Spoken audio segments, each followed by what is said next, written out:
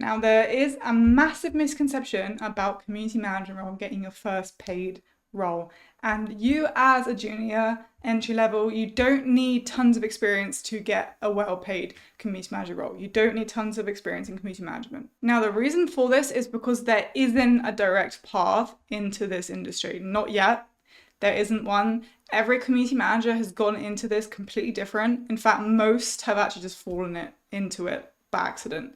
So that shows you that you can draw your experiences from anywhere. It could be from a school project. It could be from just a life experience. It could be from project management, like a previous role that you've had. It could be from personal projects. It could be from absolutely anything. Now, if you want to skip the volunteer phase, which I do not agree with at all, by the way, I believe people should be paid for what they do. So if you want to skip the volunteer phase and you want to land your paid community manager role, you need to have a strategy, because the benefit of the fact there's not a clear path into this is that anyone could potentially get into it.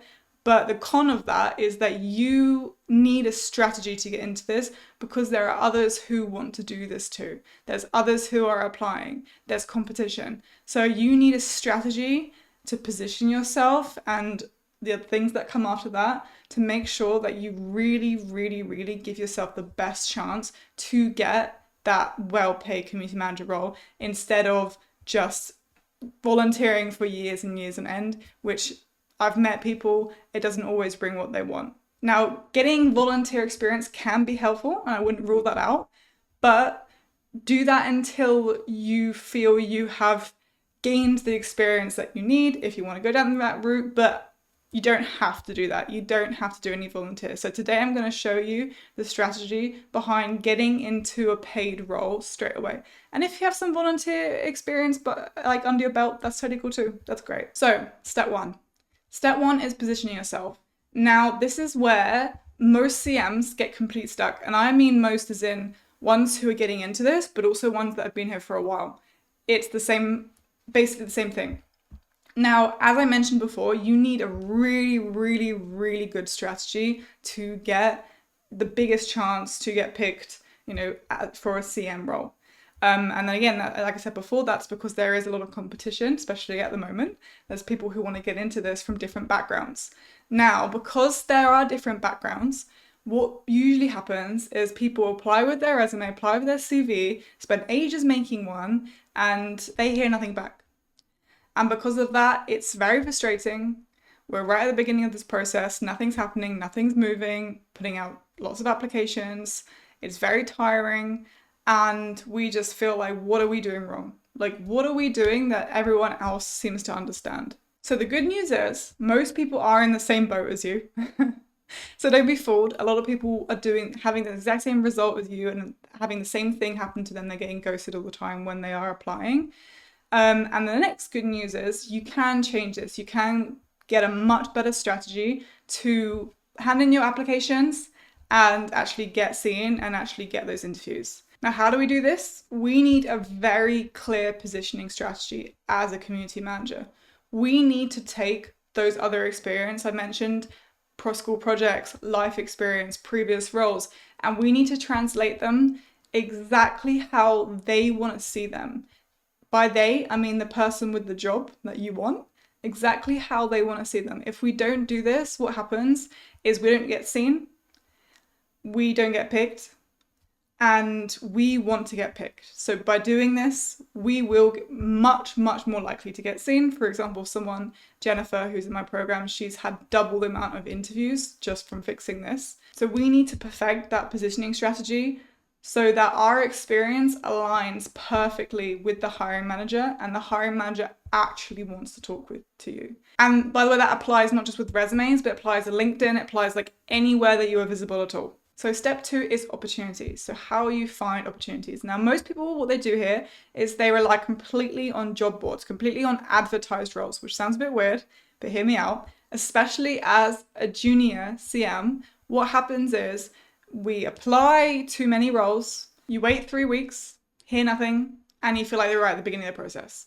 But here's a little industry secret. The best community manager roles aren't always publicly advertised. And again, especially as a more junior CM, the competition is out there. But like I said, there's not too much advertised out there. So what we want to do differently is we want to find our opportunities and create those opportunities for ourselves. We don't want to completely ignore advertised roles. We want to do that alongside to give us the best result and to minimize the competition. So that's why I have created a specific process to do this, to be able to put yourself out there, create your own roles, ones that don't already exist. I've done that many, many times. It works very, very well. And by doing this, the roles are so much more aligned to you because you approach them as someone with your skill set, with your experiences, and they trust you. They trust you. There's no one else talking to them. And the competition is just minimized, which you can imagine like how powerful that is and how much you could really kickstart your chances basically to get that paid role.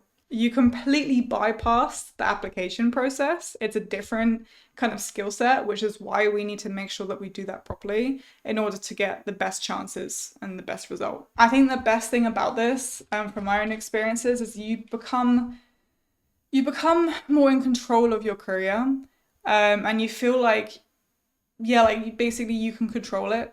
You have more say in it, which is gonna help not just now, but in the future. Like the amount of CMs, I've only met a very small handful that do this, which is great for anyone who starts doing it. And the reason why they don't usually do it is because 1, they don't even know they can, or 2, they don't know how to, or 3, they know how to, but it's just too scary for them, right? So if we can really push ourselves and learn, it's not too difficult, then we can be ahead of the game. So step 3 is conversion. So once those conversations actually start opening up, the final hurdle step is converting those opportunities, whether that's from an interview, whether that's from an opportunity that you've created for yourself, a conversation, I like to call that. And the last step is converting those into an actual role, into an actual career. So this is where the panic really sets in. If you haven't done a paid community manager role before, maybe you've done volunteer, or maybe you haven't. Either way, you turn up to these interviews, to these conversations, and you worry so much, am I going to say the wrong thing? You walk away thinking you said the wrong thing, or I should have said that. And you just replay it again and again and again in the back of your mind. And ultimately, unfortunately, sometimes we can go so far down that path and then it falls through. Now, we don't want that to happen. It's going to happen at some point. Rejection is part of the process. But we want to maximize our chances, and we want to become really, really, really, really good at coming across as strategic, as valuable, and we want to convert those opportunities. So what we really need to do is optimize our communication as a community manager. We don't want to come across as, I just make people feel good. That is not the main point of why they're hiring you. Yes, you're a community manager, you help members, you make them feel great, but a business is hiring you. This is not just about bringing people together. And that's why you really need to optimize your communication to speak about business language, revenue, retention, the things that they actually care about. And the benefit of this is huge. You do not need to be a senior CM to do this.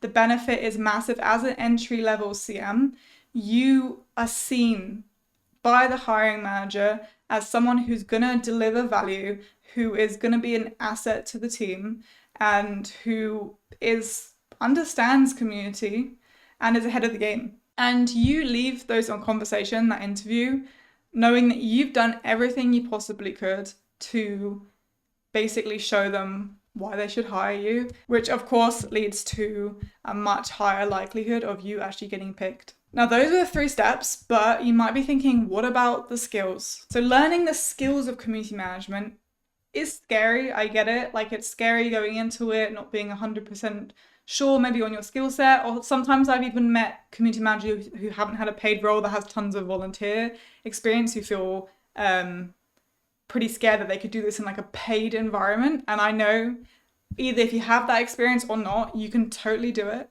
It is always best to learn on the role. Now, you can totally brush up on the skills and bypass that like junior CM kind of phase, which can be bypassed very quickly. But to do that, you do need someone to really show you how that's done, because the amount of misinformation out there of how to run a community is insane. Like, a lot of CMs essentially struggle within their roles because they are not bringing that strategic value.